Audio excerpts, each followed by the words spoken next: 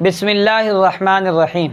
آج ہمارا 5واں سبق ہے اور اس سبق کے اندر انشاءاللہ قرآن عربی کورس کے سبق کے اندر بھی ہم 4 چیزیں عرض کریں گے۔ پہلی چیز گزشتہ سبق کی دہرائی مختصراً تاکہ وہ سارا ذہن میں آ جائے، اگلا سبق سمجھنا آسان ہو۔ دوسری چیز ضمائر متصلہ جو مؤنث کے لیے استعمال ہوتی ہیں۔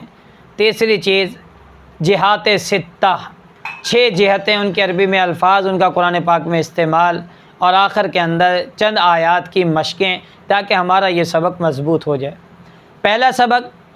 پہلی چیز جو اس سبق میں ہے گزشتہ سبق کی دہرائی۔ آپ کے علم میں ہے کہ گزشتہ سبق کے اندر ہم نے ضمائر پڑھی تھیں جو مذکر کے لیے استعمال ہوتی ہیں اور مل کر آتی ہیں 8 ضمائر، جن کی تعداد کے بارے میں ہم نے عرض کیا کہ قرآن پاک میں اتنی زیادہ ہیں کہ بظاہری طور پر شمار ان کا ممکن نہیں۔ اور دوسرے نمبر پر جو ہم نے چیز عرض کی وہ یہ تھی 6 قسم کے الفاظ جو اپنے رشتہ داروں میں استعمال ہوتے ہیں، ان کا قرآن میں استعمال، ان کا معنی، تاکہ ہمیں وہ الفاظ بھی یاد ہو جائیں، اس بہانے عربی بھی سیکھ لیں گے اور ساتھ ساتھ ہمیں دونوں فائدے حاصل ہو جائیں گے۔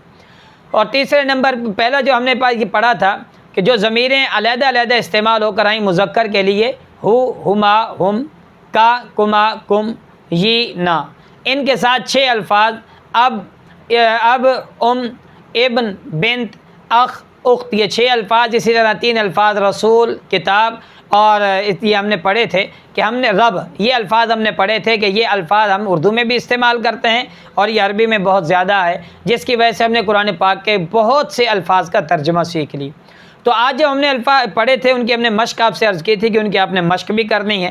ابو، ابوہما، ابوہم، ابو کا، ابو کما، ابو کم، ابی، ابونا، یہ الفاظ ان کی مشق، اس کا والد، ان 2 مردوں کا والد، ان سب مردوں کا والد، آپ ایک مرد کا والد، آپ 2 مردوں کے والد، آپ سب کے والد، میرے والد، ہمارے والد۔ تو آج کا سبق ہمارا شروع ہوگا۔ پہلے ہم نے سبق میں پڑھا تھا ضمیر متصل برائے مرد مذکر کے لیے، آج جو پڑھیں گے ضمیر متصل جو ان سے عورتوں کے لیے استعمال ہوتی ہیں وہ بھی 8 الفاظ ہیں۔ پہلے آپ نے پڑھا ہو، ہما، ہم، آج پڑھیں گے ہا الف زبر ہا، ہما، ہن، ہم کی جگہ یہاں ہننا پڑھیں گے، اور وہاں کاف زبر کا تھا، یہاں پڑھیں گے کاف زیر کی کما، کننا، وہاں پہ کم تھا یہاں کننا آ جائے گا، یہ نا، یا زیر یہ، نون الف زبر نا، یہ مذکر اور مؤنث دونوں کے لیے ایک ہی لفظ استعمال ہوتا ہے۔ ان کو ہم نے پڑھا کہ 8 وہ لفظ ہو گئے، 8 یہ لفظ ہو گئے، کل یہ الفاظ ہو گئے 16۔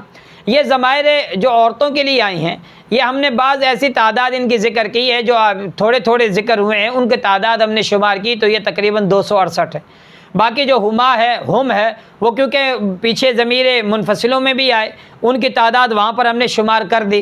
بعد میں ضمائر متصلہ میں بتایا کہ اتنی مرتبہ شمار ممکن نہیں، تو ان کی تعداد یہاں پر بھی ذکر نہیں کی گئی، یہ صرف ان کی تعداد ذکر کی جو تھوڑی مرتبہ آئیں کہ وہ آسانی سے گن سکے، تو وہ ان کی تعداد 268 ہے۔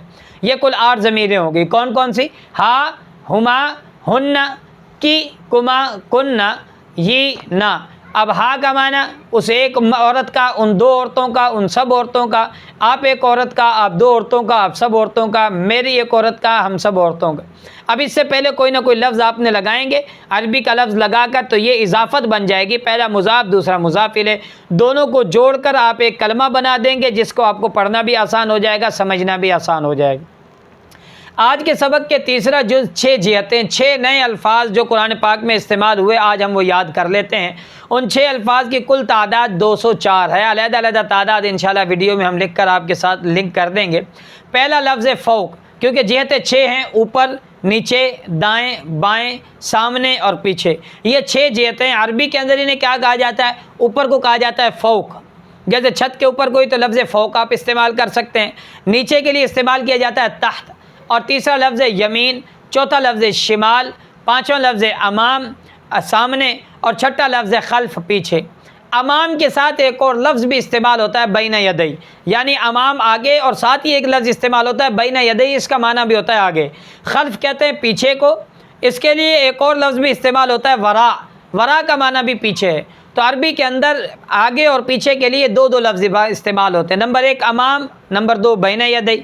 پیچھے کے لیے استعمال ہوگا خلف اور ورا، تو آپ اس کو دہرانے، نمبر 1 فوق اوپر، تحت نیچے، یمین دائیں، شمال بائیں، امام اور بین یدی سامنے، ورا اور خلف پیچھے۔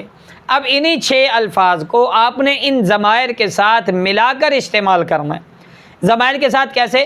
جیسے فوقہا زبر بھی لگا سکتے ہیں، پیش بھی، فوقہا، فوقہما، فوقہن، فوقی، فوقکی، فوقکما، فوقکن، فوقی، فوقنا، یہ الفاظ بھی استعمال۔ اب انہی الفاظ کو اسی طرح لفظ اب والے 6 الفاظ، رسول والے 3 الفاظ، رسول، رب اور کتاب، اور یہ 6 الفاظ، ان الفاظ کو آپ ان 18 کی 18 ضمائر پر ملا کر استعمال بھی کریں، ان کا ترجمہ بھی کریں، اور قرآن پاک میں ان کی مثالیں بھی دیکھیں۔ تو آج کے سبق میں بھی آپ نے 204 یہ الفاظ ہیں، پچھلے الفاظ ہیں، دونوں کی تعداد 472، گویا کہ 500 کے تقریباً قریب الفاظ آج بھی آپ نے الحمدللہ سبق میں سیکھ لی۔ تو اب یہ تھوڑا سا سبق ہمارا تھوڑی سی مشقت، تھوڑی سی محنت کی وجہ سے روزانہ کی بنیاد پر کلام عرب کا بہت بڑا ذخیرہ وہ ہمارے ذہنوں میں محفوظ ہوتا جا رہا ہے، اور ہم قرآن سمجھنے کی طرف دن بدن بڑھتے چلے جا رہے ہیں کہ ہمارے لیے قرآن پاک کا ترجمہ کرانا آسان ہوتا جا رہا ہے۔ آپ ان کی مشق بھی کریں، اور مشق کرنے کے بعد دوسرے الفاظ کے ساتھ بھی مشق کریں، ساتھ ترجمہ بھی ان کا کریں، اور قرآن پاک میں ان کی مثالیں خود تلاش کریں۔ چند آیات میں آپ کے سامنے عرض کر دیتا ہوں اور ان کی مشق کروا دیتا ہوں۔ جیسے قرآن پاک سورہ زمر میں فرمایا وَمِن تَحْتِهِمْ ظُلَلٌ، اب یہاں لفظ تحت آیا، وَمِن تَحْتِهِمْ ظُلَلٌ، لفظ تحت، اس کی ضمیر آئی تحتہم، ان سب مردوں کے نیچے، یعنی ان افراد کے نیچے یہ اللہ تبارک و تعالیٰ ذکر کر رہے ہیں۔ تو اب اس کی آپ نے مشق کرنی ہے، تحتہو، تحتہو، تحتہما، تحتہم، تحتک، تحتکما، تحتکم، تحتی، تحتنا، اسی طرح تحتہا، تحتہما، تحتہن، تحتکی، تحتکما، تحتکن، تحتی، تحتنا۔ اس سے آپ کو یاد بھی ہو جائے گا، لفظ قرآن پاک میں جو آیا تحتہم تو آپ کو سمجھ میں آ گیا، تحتہو، تحتہما، تحتہم، اچھا یہ تیسرا صیغہ ہے، یہ جو جمع کے لیے مذکر کے لیے استعمال ہو۔ اسی طرح قرآن پاک میں آیا وَمِنْ الانہار تجری من تحتی، ایک جگہ پر آیا ومن فوقہم، ومن تحت ارجلہم، من فوقہم ان کے اوپر بھی، ومن تحت ارجلہم اور ان کے پاؤں کے نیچے بھی۔ اب یہاں پر لفظ فوق بھی آیا ہے، لفظ تحت بھی۔ قرآن پاک میں کثیر یہ مثالیں آپ کو سمجھ میں آ جائیں گی۔ لفظ یمین سمجھ میں آئے گا، وَأَلْقِ مَا فِي يَمِينِكَ، حضرت موسیٰ علیہ السلام کو اللہ فرما رہے ہیں وَأَلْقِ مَا فِي يَمِينِكَ، ما فی یمینک، لفظ یمینک کا آپ نے ترجمہ یہ آپ کو آتا ہے، آپ نے اس پر غور کرنا ہے۔ یمین کا معنی ہے دائیں، اور کاف کا معنی ہے تیرے دائیں ہاتھ میں، لفظ یمین ہاتھ کو بھی کہتے، تیرے دائیں ہاتھ میں کیا ہے۔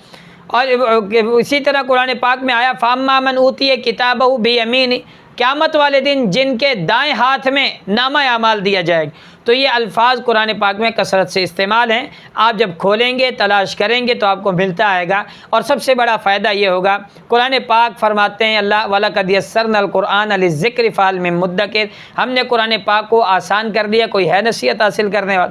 اب نصیحت حاصل بھی ہوگی۔ قرآن پاک کو جب ہم اس جوش اور جذبے کے ساتھ دیکھیں گے کہ اب قرآن پاک میں لکھا کیا ہے، ترجمہ کیا ہے، قرآن پاک مجھ سے مخاطب کیا ہے، مجھ سے پوچھنا کیا چاہتا ہے، تو یاد رکھیں کہ ہماری دن بدن ہماری زندگی میں سدھار آئے گا، بدلاؤ آئے گا، رب کی کتاب کو سمجھنے کی فکر آئے گی اور اپنی زندگی کو بدلنے کی فکر آئے گی۔ اللہ مجھے اور آپ سب کو قرآن پاک کے مطابق زندگی گزارنے کی توفیق نصیب فرما دے۔ سبحانک اللہم و بحمدک، اشہد ان لا الہ الا انت، استغفرک و اتوب الیک۔